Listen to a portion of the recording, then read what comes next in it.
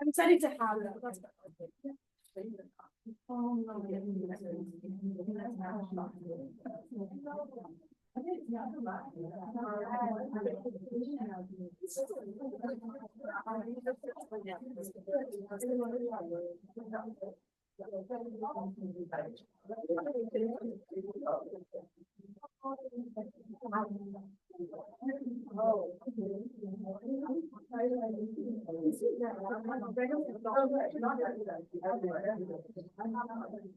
Another 15 seconds. So.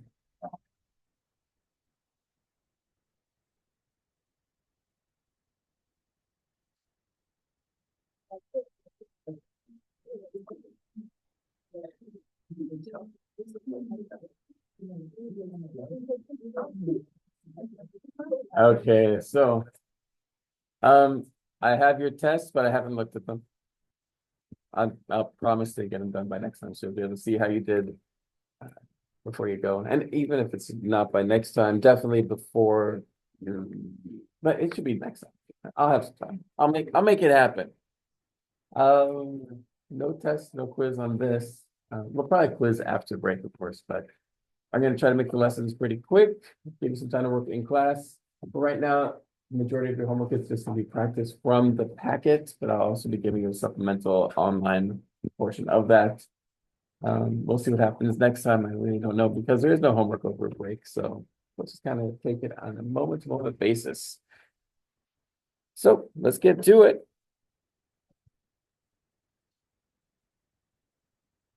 What's going on? This is definitely not what it's supposed to be. I see what happened.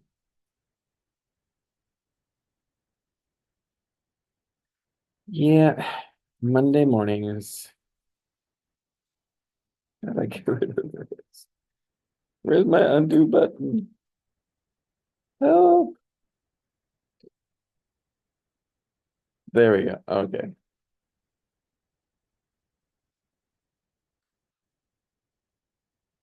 Go ahead and read through it on your own and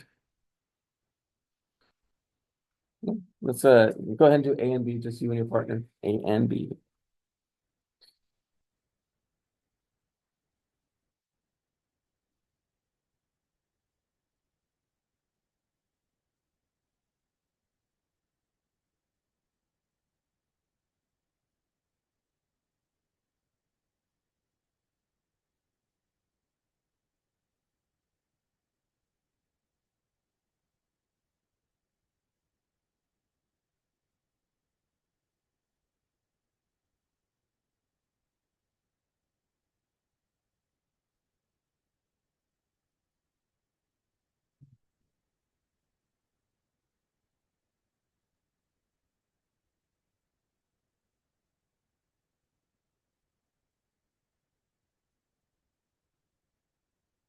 We like the variables, the X and Y.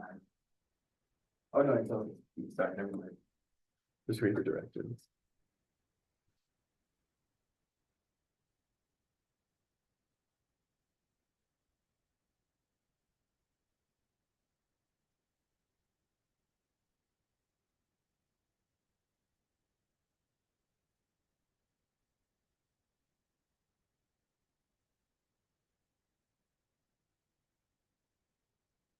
Do A, B, and C.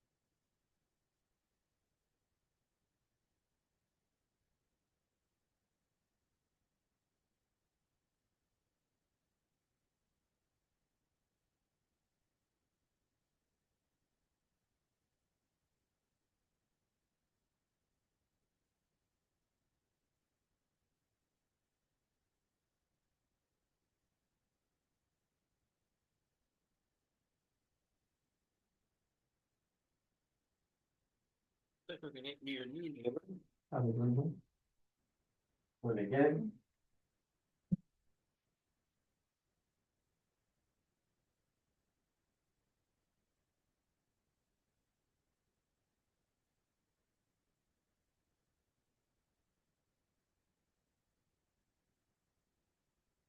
You want to call on a couple people, so please make sure you have an answer.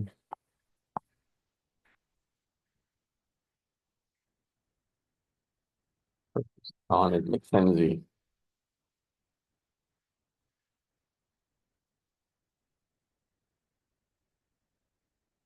Does anyone know where she is?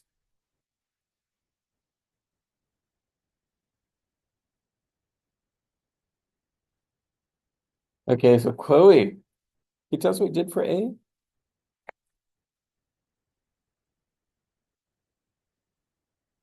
0.4 Z plus 5. Do we agree? Do kids still eat frozen yogurt? Yeah. Happily? So good, isn't it? Thank you, Chloe. Tyson, do you agree with what Chloe said for D? For A, excuse me. Okay, so tell us what you did for B.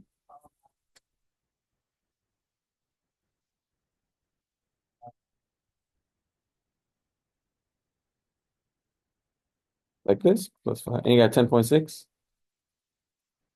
Do we agree? Thank you, Tyson. Kara, help us out with C, please. Okay. So you had a slightly different form of the equation, but content-wise it was the same. And then you got Z equals how much? 12.5. And we should put some units on here, shouldn't we? So 12.5 ounces. In Kyson, it was $10.6. And you all know to put the dollar before the number, correct? Does it bother you when people put it after? Like $5? That's just a me thing that kind of annoys me. I don't know. They're standard. I like it here too. Which of these is more natural? B or C? B is definitely more natural, isn't it? To plug in that number rather than have to move things around and solve for a variable like we did in C. Do you agree? It's kind of a natural way that this equation is set up. Samara only has $7 to spend. How many ounces of froyo can she buy? Show your work. Is this going to be difficult to do? How about the next one? Write an equation that gives the number of ounces of frozen yogurt, froyo, Z, you can buy if you bring D dollars. Ah, okay. I'll give you a chance to do D and E.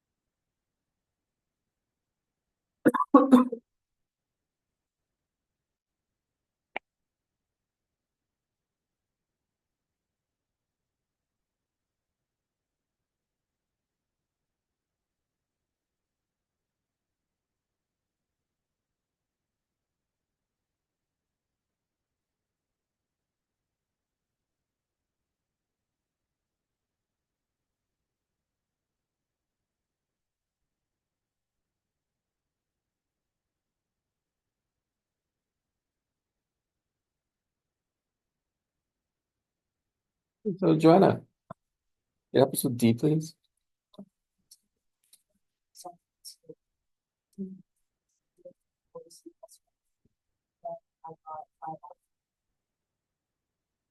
Are we good?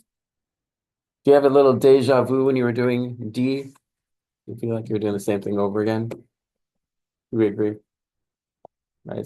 C and D are basically the same thing. So E, would you like to tell us what they got? Did you get it? Oh, check with your neighbor. Have you check for E. Make sure they got what you did.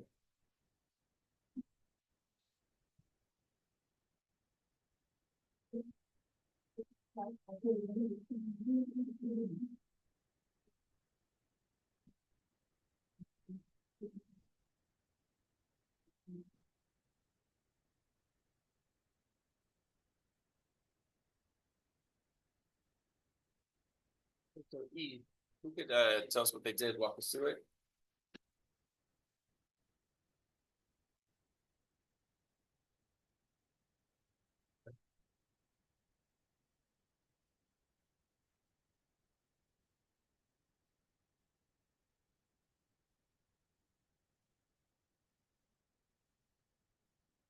So say it one more time. D minus 5. Okay. D minus 5. Do you agree with that result? I'm gonna write it Z equals D minus 5 over 0.4. Cool. Thank you. So F, Henry bought 10 ounces of froyo. Which equation should you use to determine how much he spent total? Explain your choice and find the total. Chandler spent $9 total for the evening. Right. Which equation would you use to determine how much his froyo weighed? Froyo. Explain your choice and find the weight. Go ahead and discuss with your neighbor. Or do you have a question?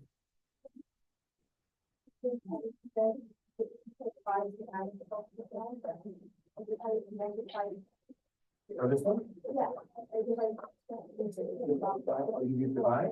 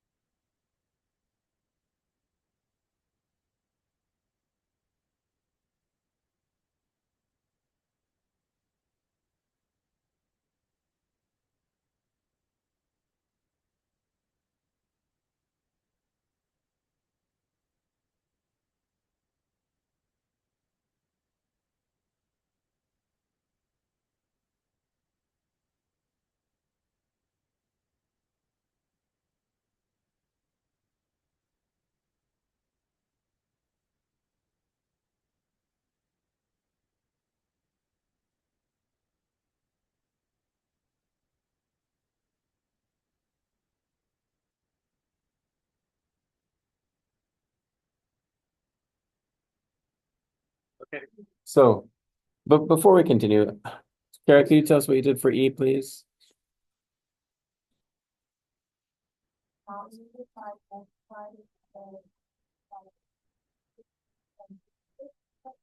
So you went back to the original kind of, so, and you thought about that 0.4 as,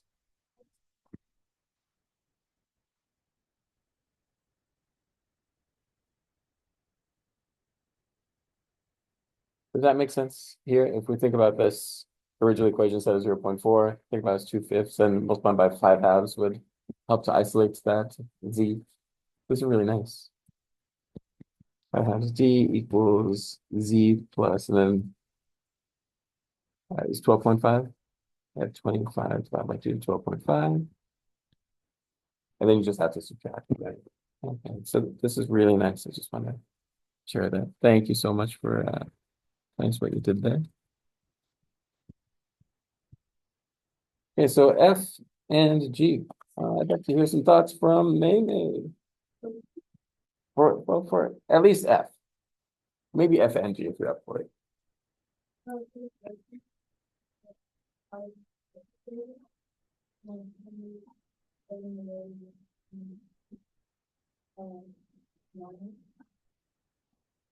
So plugged in 10. Oh, it's 0.4. Thank you.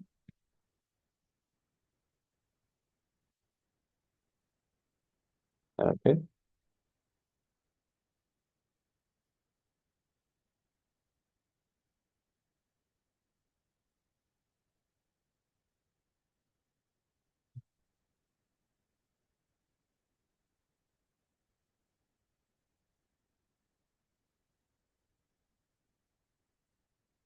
And 10. What's okay. And the first one is of course $9. Thank you, Mimi. Do you agree with her choices? And she chose the natural ones to choose? We could have, in G, we could have plugged in that 9 into the first equation, but why do that work when you just plug it in and you just get the answer after crunching some numbers? Very nice. So this information tells us the same thing, but kind of in reverse, doesn't it? So that's what we're going to be talking about in this section. It's called inverse functions. Have you heard about dependent and independent variables? Discuss with your neighbor in these two equations from A and E, which is dependent and which is independent.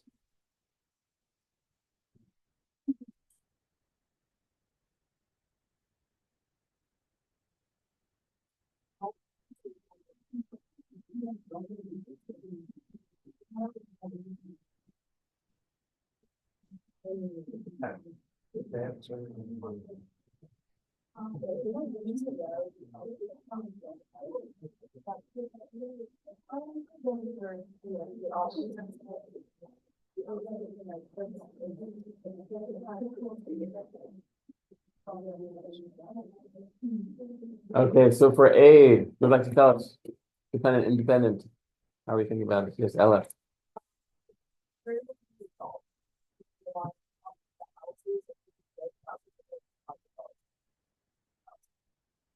Does that make sense? Whereas Z is independent, we get to choose it, but the dollars depends on the ounces. Perfect. Then, of course, for E, independent would be, in this case, D, isn't it? The ounces you buy depend on the dollars that you have. A completely different way of thinking about the problem, but the relationship is the same. Okay. Definition of an inverse function. Hard. Two functions.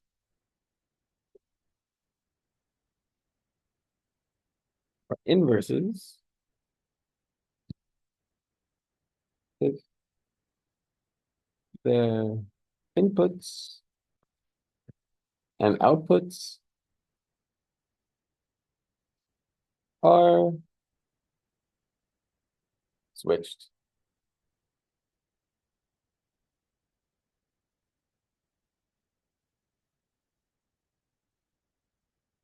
Now think about what a function is.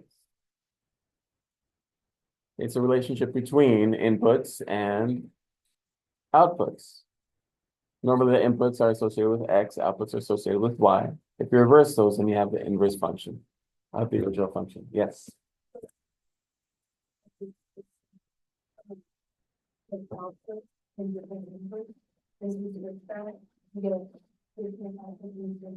And that's no good.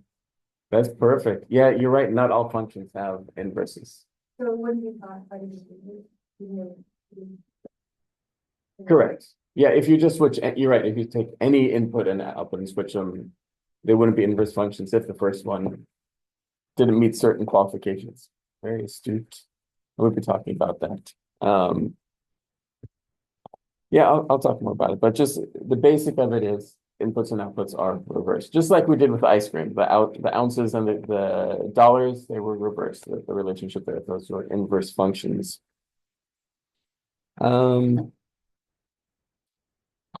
If f of x and g of x are inverses,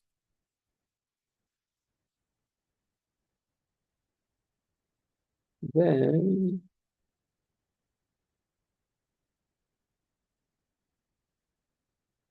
do you remember what that means? This is equal to, which is equal to x.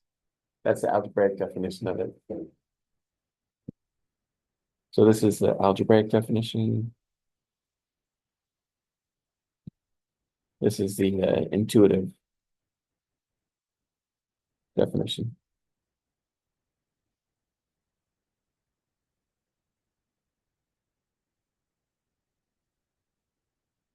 Okay, so example 2 says to show that each function is the inverse.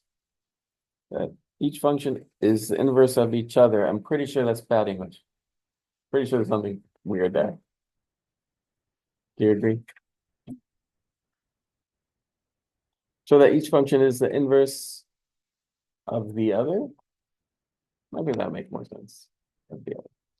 Okay, so in order to do this, we have to show that f composed with g of x is equal to g composed with f of x, and they're both equal to x.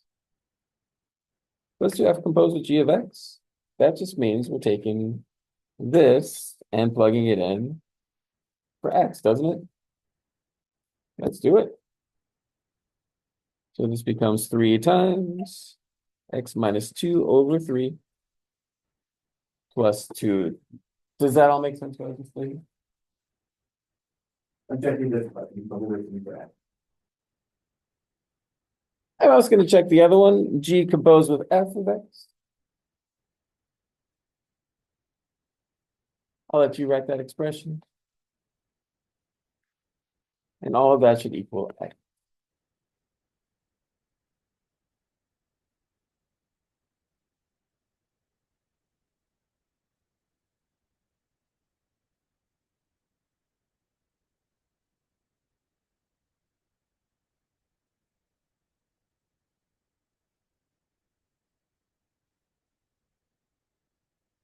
Check with the neighbors, see what they've done.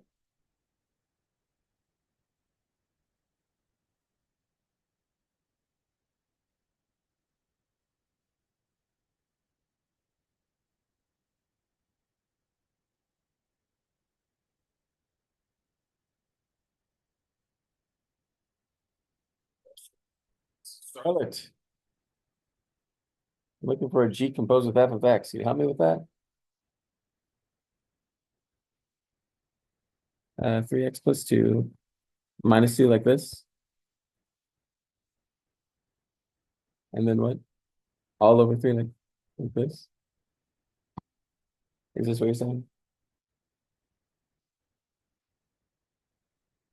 Are we good with this? In this case, we're just taking this function and plugging it in here. Exactly what I'm looking for. And I would just kind of simplify it going downwards. Over here, the 3's. Say bye-bye. Leave us with x minus 2 plus 2. And we now have x equals, and what happens with this expression here? The 2's go bye-bye, leaving us with 3x over 3 equals x. There we go. That's how I want you to show algebraically that two functions are inverses of one another. Is that comfortable? It's always going to be the same thing. You take one, plug into the other, take the other one, plug it into the first. It has to work both ways for it to be inverse functions. Finding the inverse of a function. Do you know how to do this already? How many of you have done this? It's a couple of you. Okay. I see in your spare time you study inverse functions. I like it. Find the inverse of a function. Step 1. Switch x and y. That's assuming that we're using x and y. So whatever variables there are, you switch them. Step 2. Solve for new y. So switching x and y, that's building an inverse function by definition, isn't it? Remember, that's what inverse functions are. Functions for which the inputs and outputs are reversed. So that's what you do. You just take the variables and switch them, solve for the new y.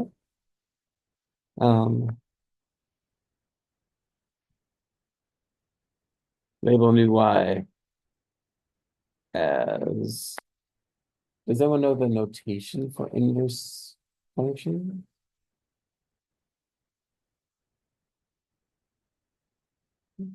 It is this.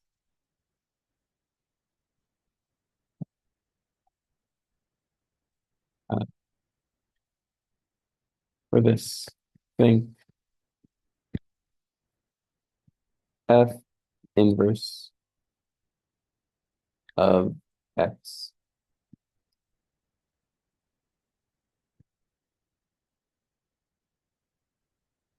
It's really bad notation. F to the negative, well, F inverse does not equal 1 over F. That's bad notation. It looks like that. Yeah, we know that x to the negative first equals 1 over x. You don't have to write that down. But that's what our negative exponents normally mean. But when it's referring to functions, that is the inverse of a function. So in your head, I don't even want you to say to yourself f negative 1, f to negative 1. Please say f inverse or the inverse of f of x when you say that. Okay, so let's do this. F of x, I'm going to rewrite as y equals 7x minus 5. Now, reverse the x and y. X is equal to 7y minus 5.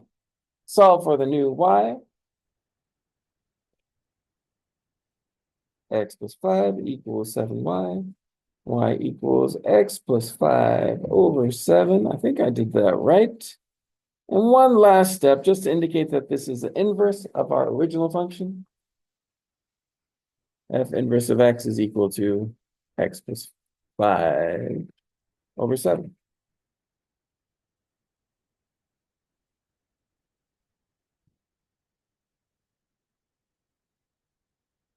Any questions? Easy? Quick check. What is f of 1?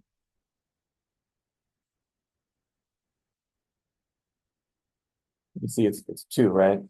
Quite easily. How about f inverse of 2?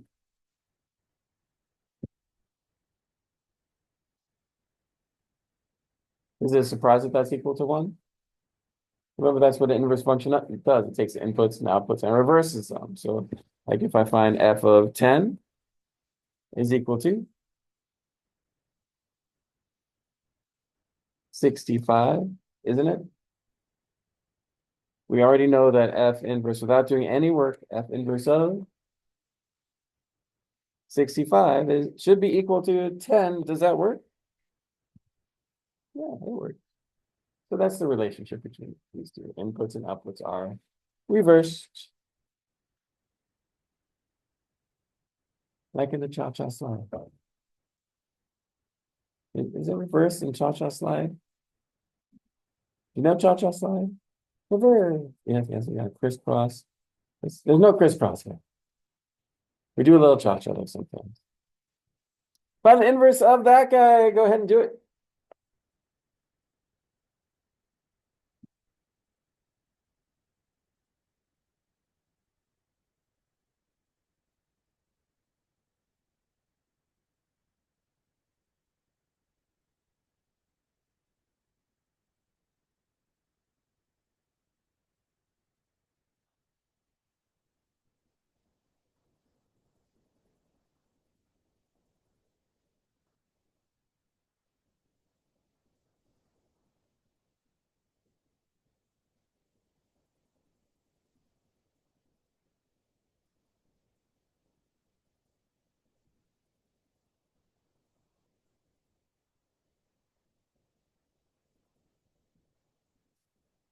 The neighbor. We're calling one person.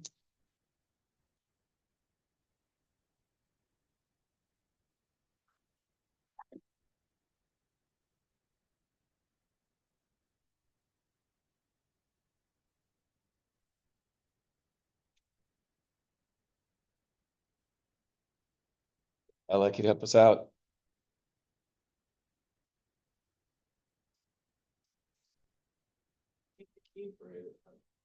Can you help me one step at a time just to make sure we don't lose anybody?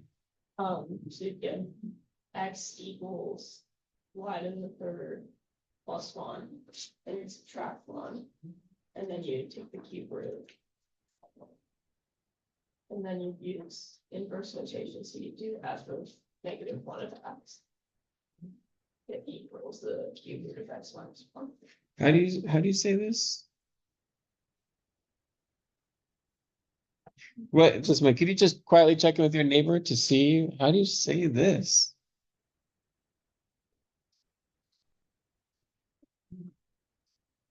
On count of three, let's hear it. 1, 2, 3. F inverse of x. I know you see that -1 there and you want to say it. F to negative first power, F of -1. Be careful, those mean different things. So F inverse of x equals cube root of x minus 1. Thank you for not simplifying further. Some people try to simplify that 1 somehow. Cube root of 1, right? You can't do that with that negative there. You can't simplify anymore if there's an addition or subtraction inside the radical. So we are done with that one. Just for fun, let's find f of 2. Whee! 9? Okay, so did I do that right? 2 equals 9. Okay, let's just check. Just one check. F inverse of 9. Does it equal 2? Incredible. Now, how can I verify that these are actually inverses of one another? With the compositions, plugging one function into the other one into the original, and then the results for both of them should be equal to x. It's not asking for that, so I'm not going to do the extra work.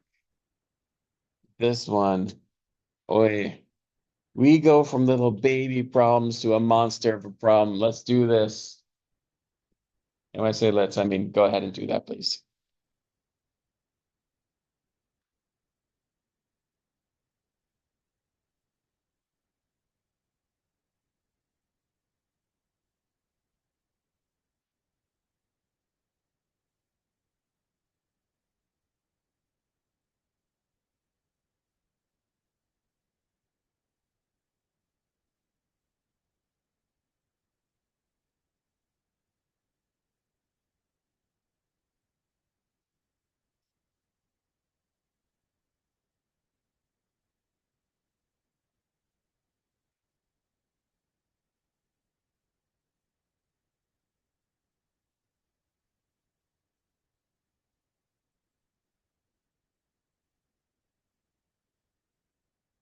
Check with your neighbor.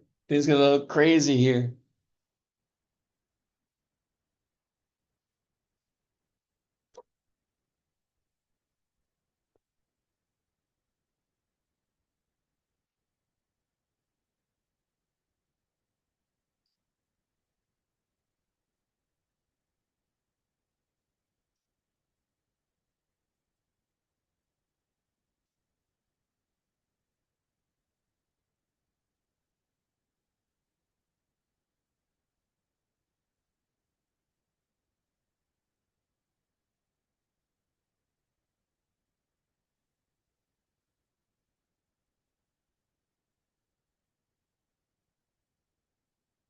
Did you finish? We're able to do this?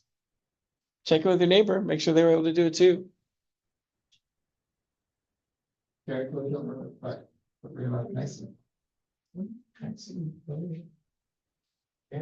Mackenzie?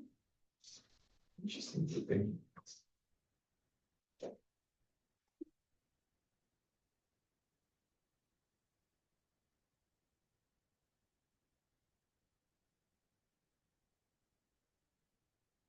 I'll start x equals y plus 2 over y minus 3. Did y'all get that?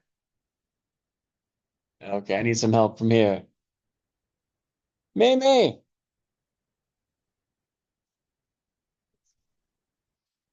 Okay.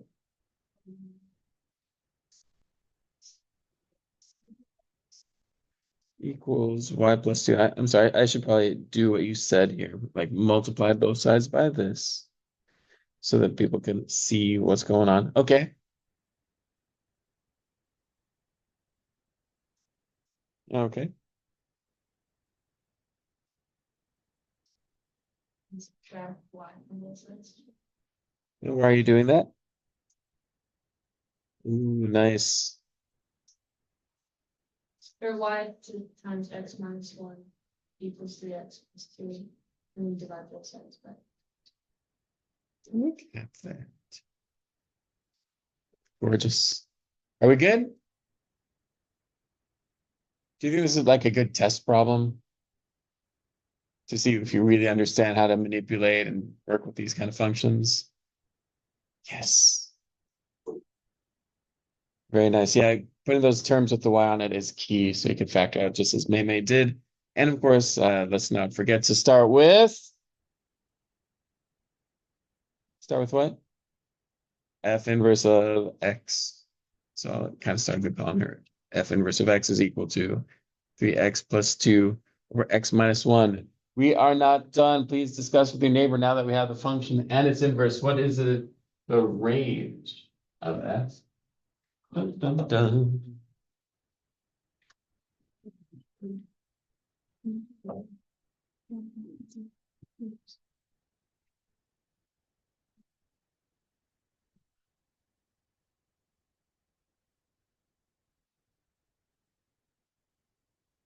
How the heck are you supposed to know this? Any insight?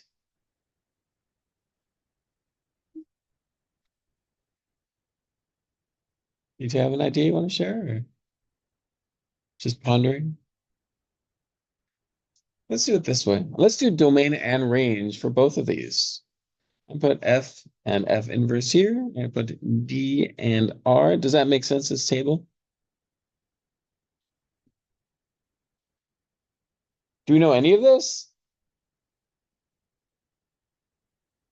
Please fill out as much as you can.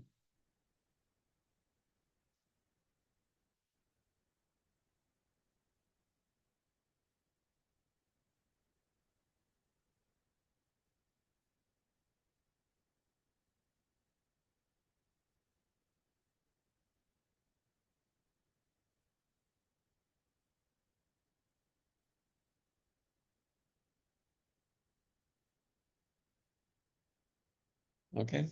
For the function, what's the domain? Yes, Ella. And then you. Nice. Do you mind if I just write X n equal 3? I never mind this unless it says answer in interval notation. So I recommend always using this. And otherwise, unless otherwise noted. Okay, any other domain range information? Do you know the domain of the second one? Of course we do. X can equal 1. Are we good? We're just going to the x's here, right? X can equal 1 because then you'd be dividing by 0, just like here. X can equal 3 because you'd be dividing by 0. It could be any other number except that which makes dividing by 0. You always want to avoid that. But how do we get the range? Remember, the inputs and outputs are reversed. So because x can't equal 3 here, in the inverse, y can't equal 3. So knowing the domain of the original function is the same as knowing the range of the inverse function. Let me say that again. And say it after you put your pencil, after you finish writing what you just did. Knowing the domain of the original function is the same as knowing the range of the inverse function. Remember, that's the definition of inverse functions. The inputs and outputs are reversed. So these just happen to be labeled x's. These happen to be labeled y's in this case. But it's just all real numbers except for 3, all real numbers except for 3. So do you know the range of the original function? X can equal, well, not x can equal 1, it's y can't equal 1. It's the same group of numbers, except the x's and y's have been relabeled. So yeah, y can't equal 1. But let's get in some math sense. Do you see that y can't equal 1 here? Discuss with your neighbor. You see this, that y can't equal 1 in this expression. Think about it. Discuss with your neighbor or people around you.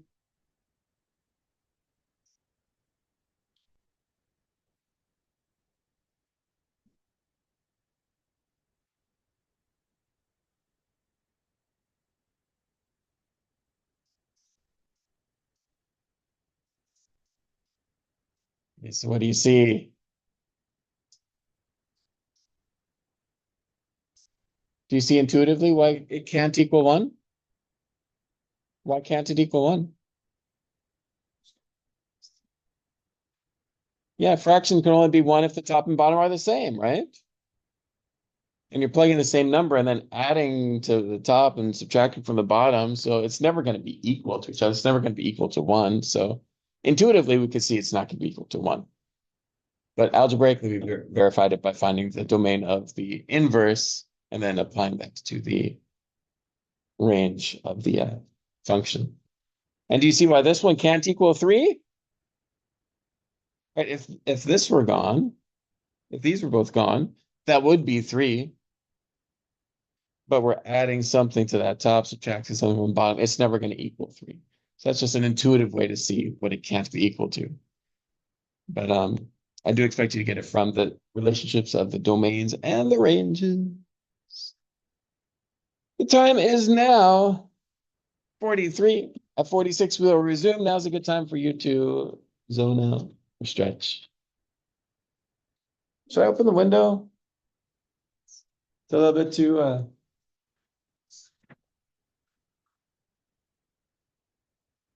stuffy.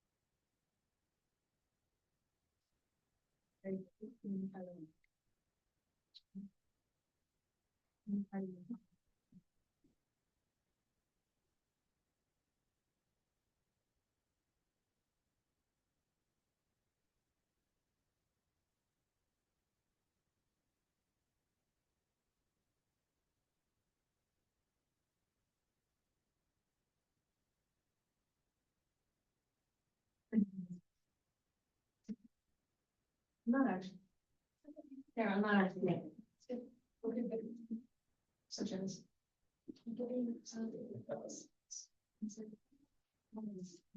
I don't mean that that's just weird. Yeah, no, I know myself. Okay.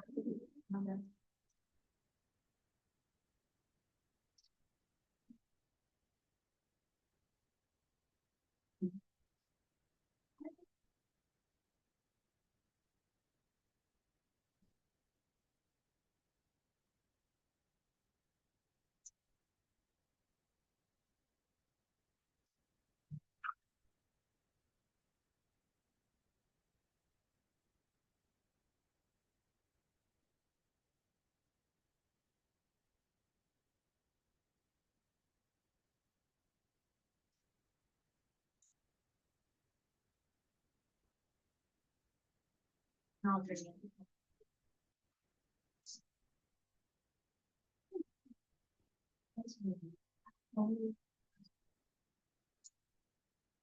Oh, it's actually. Was it? No, I don't think he was. No, yeah. Yeah, go ahead and finish up what you're talking about.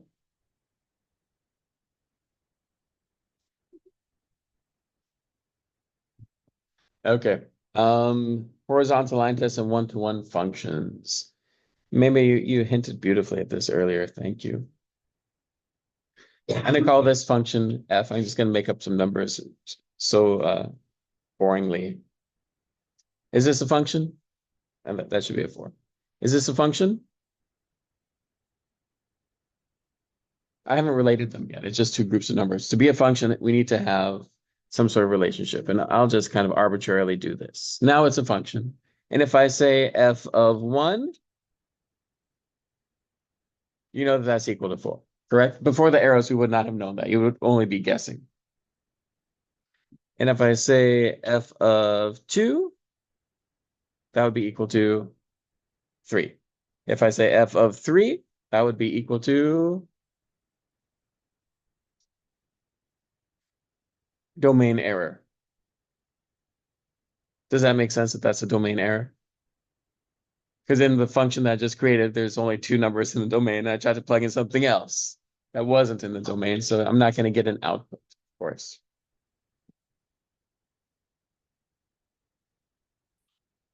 I'm going to need some space here, so I'm going to divide this. F inverse, do you see how this could be denoted? I'm going to start with, in this first group is going to be 3 and 4, and the next group are 1 and 2. I think that it goes this way, doesn't it? So if I have F inverse of 3, that is equal to 2, and F inverse of 4 is equal to 1. Yeah? All is good with the concept, isn't it? It's flowing without any sort of collision. And talk about function G. I'm going to continue my numbers 5, 6, and this one is going to have 7. Is this a function?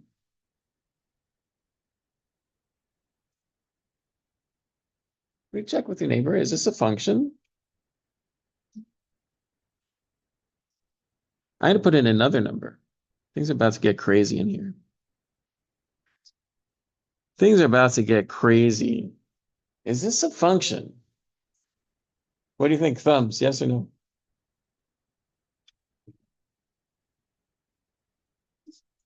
Remember, definition of a function is a relationship for which each input has one output. Is that happening here? It is. If I ask you for a G of 5, you'll very easily, happily tell me 7. G of 6, 7. G of 8, 7. I'm seeing a pattern here. G of 10,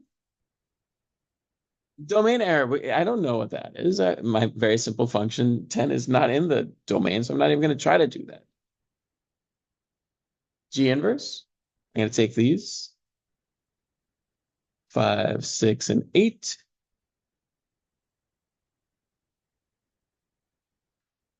Do you see the problem? Do you see the problem if I ask for like G inverse of 7 now? It's not a function. So the thing is, this is not invertible. Invertible? I'm not sure about the spelling there. It doesn't have an inverse. What's that? Is it A? Nice. Yeah. Sorry, we have that. Not invertible. For a function to be invertible, in other words, for it to have an inverse, it has to be called 1, 2, 1. Each input has to have not just exactly 1, it has to have a unique output. Does that difference make sense? Each input has to have a unique output. So I'll squeeze that in here. Each input must have a unique output. That's the key word for 1 to 1. If it doesn't, it just doesn't have an inverse, like we saw here with G. There's nothing you can do about it. So I'm gonna cross this out and say, not a function.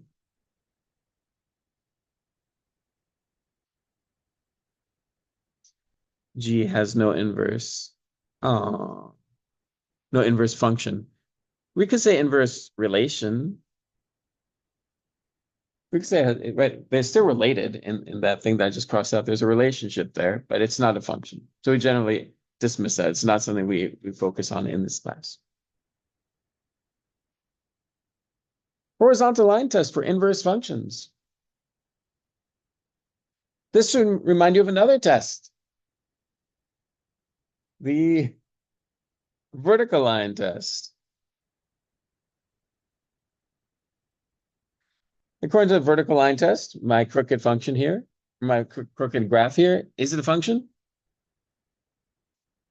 Yeah, it's definitely a function.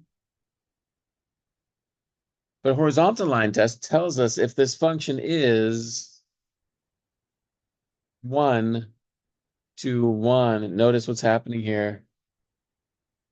I have non-unique outputs. Does that make sense? I have non-unique outputs in this horizontal segment. And because of that, it fails the horizontal line test. And this function I've drawn has no inverse. So we get rid of that. I'll put an A.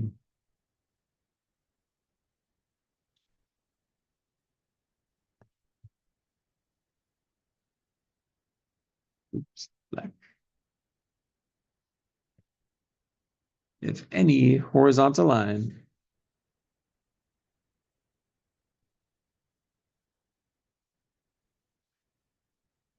crosses through more than one point,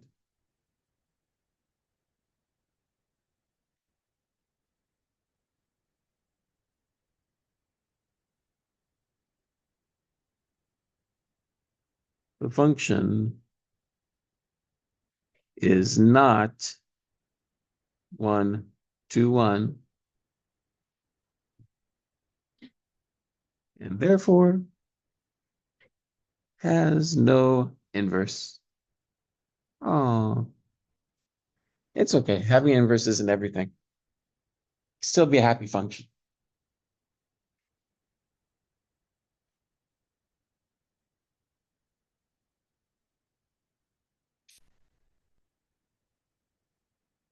So this is called failing the horizontal line test, by the way. Does that make sense? This is fail the horizontal line test. Oh, look at that. We have some graphs.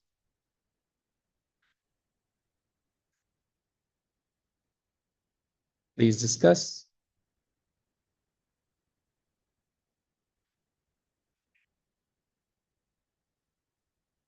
Your discussion could be of nature yeses and nos.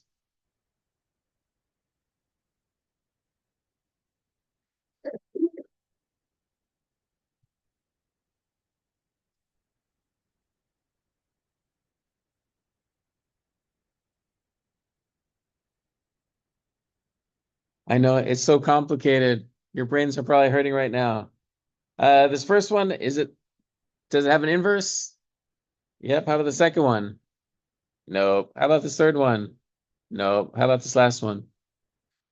Okay, I need to add one of these. Okay, how about this?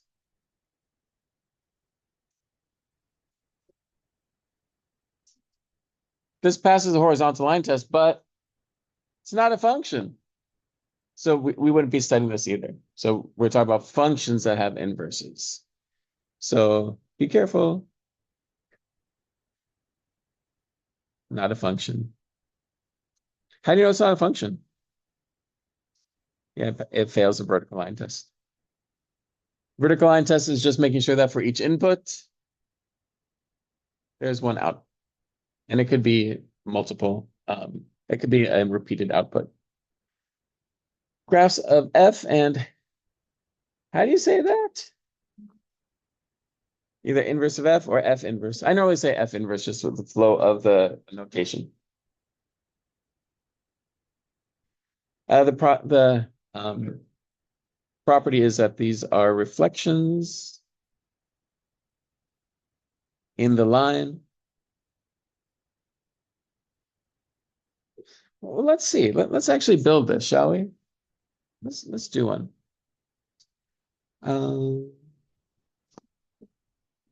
Y equals square root of x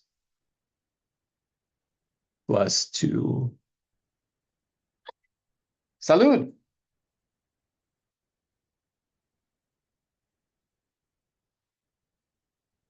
Okay, so to graph this, should I make a table of values? No. I'm going to just use what I know. I'm just going to the left to.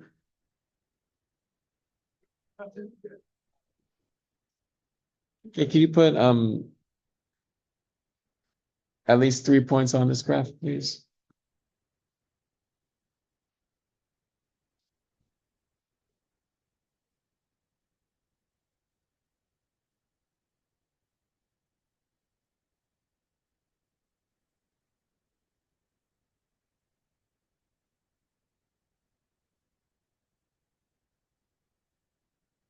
Okay, so you have this one, -2, 0. The next one you have is -1, 1. Should we use the 1, 3, 5 pattern? 1 and then 3 is what, right there? Does that work? And then 5, 1, 2, 3, 4, 5.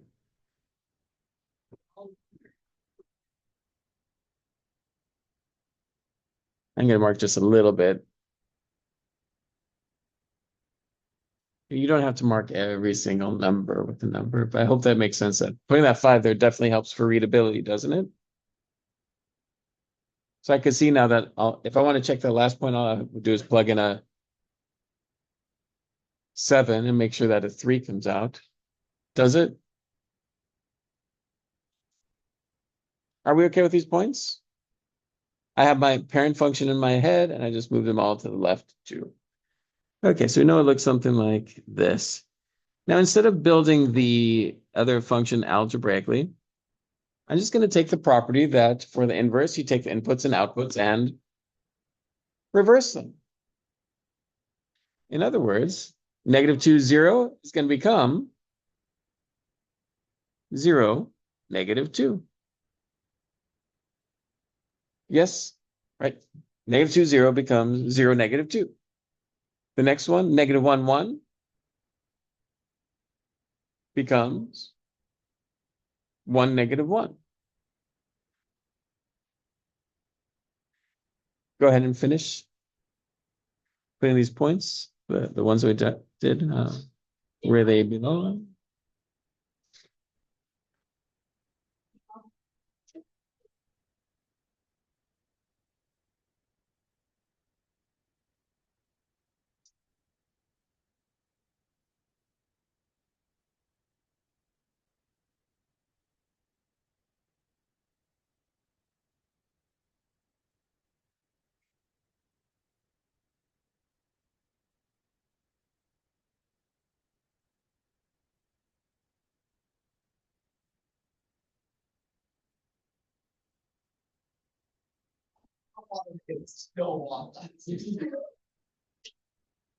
You got something like this?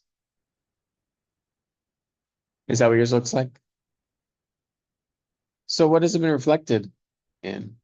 Do you see?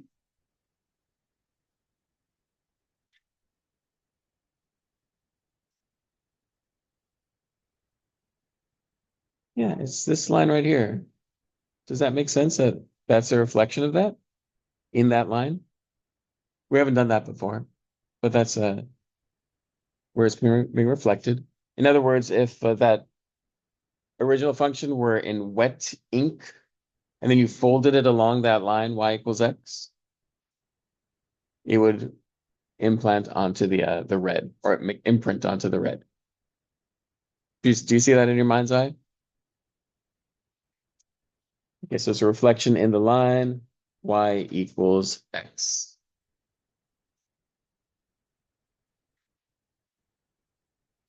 So use a graph to draw graph of f to draw the graph of its inverse. I'll give you a moment to try that.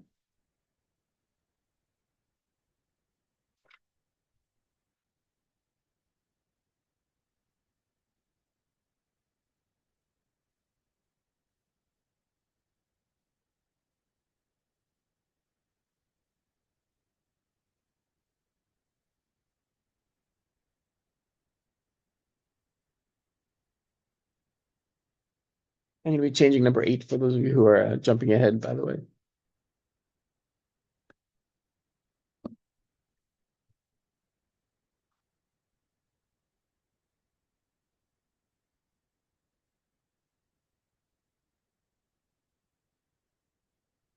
Maybe I'll just skip example 8. Once you're done with 7, compare answers with someone else. I'll count on one person to help me with them.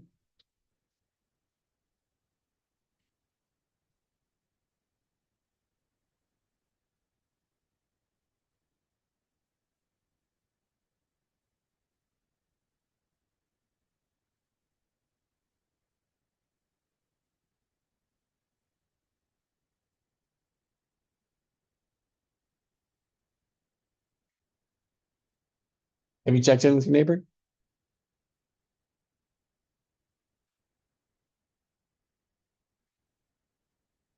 Hey, Katie, can you help me draw the inverse, please? Okay, well, tell me what you did. -2, -3. Okay, So 0, okay. -2. And you're saying you didn't finish it? I just didn't draw them. Oh, well, I'll draw it. Oops. Okay, everybody, did I do a good job? I did about as bad a job as it could possibly be. I forgot to complete my triangle. There we go. Now, obviously, this is not what, hopefully this is not what you're doing. Oh, I put this in the wrong place. Just something like this and this. There you go. Do you see the reflection? Yay. Katie, thank you for your help there. Yeah, I'm gonna skip this one and go right to 9, because like we need to get this show on the road. Please show me which direction our parent function moves for this. Please show me. It is horizontal, so it is to the right.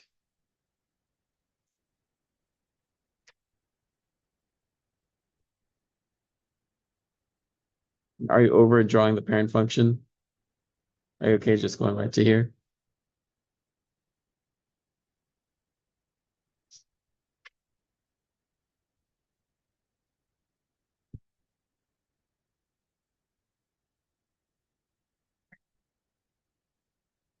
You're welcome to draw the parent function, but at some point the child has to leave the parent.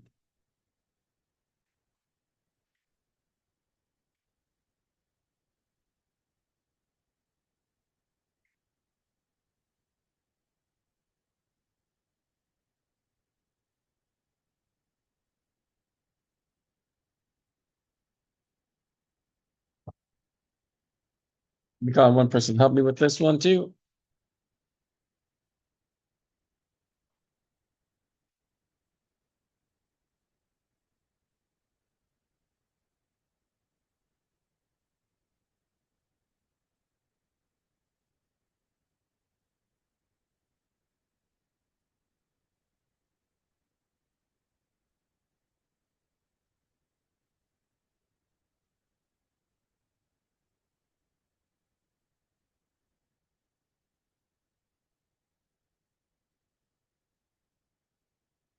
Yeah, Mackenzie isn't coming today.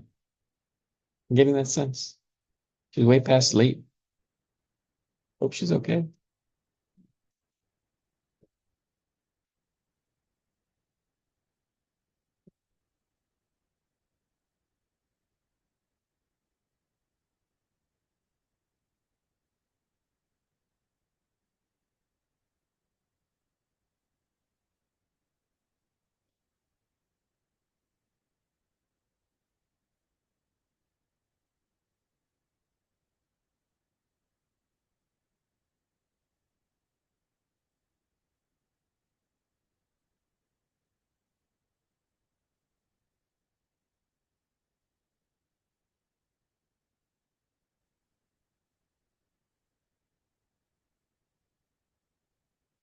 Okay.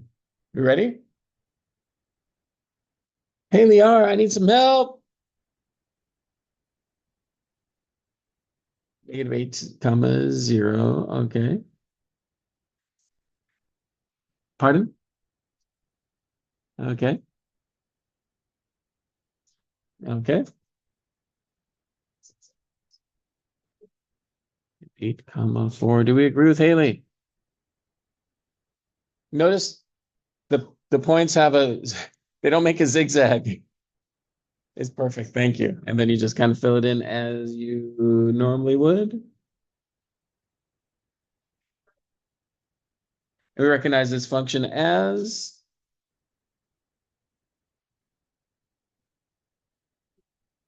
the cube root function. Haley, thank you very much. Could you please write the equation of that cube root function, that red one? Can you do it immediately without building the inverse from the original?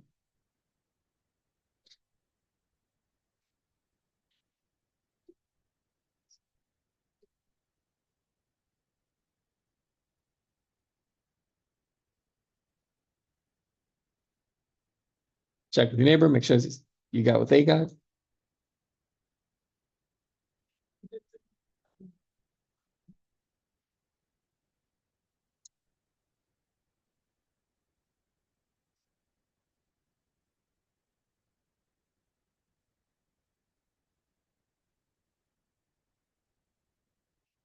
Sam, what'd you get? Root X plus 2. And the +2 is on the outside. Are we good with that? Did you get it algebraically or did you get just analytically looking at the graphs? Are we good with that? And we could get it algebraically. We could just kind of have our x equals y minus 3, y minus 2, excuse me, cubed. I think this will get us the same place, I hope. Do you see very quickly that it does get us there? Is one easier than the other? I don't know. I think they're both pretty easy, but they both get us the same place. So that was a lot of stuff today. I hope it made sense. And thank you for staying awake. It's not the most exciting lesson, you know. But you have some time to work on the practice problems from the packet. The homework so far is just a practice portion. I'll send you an email if I put something up on the hub.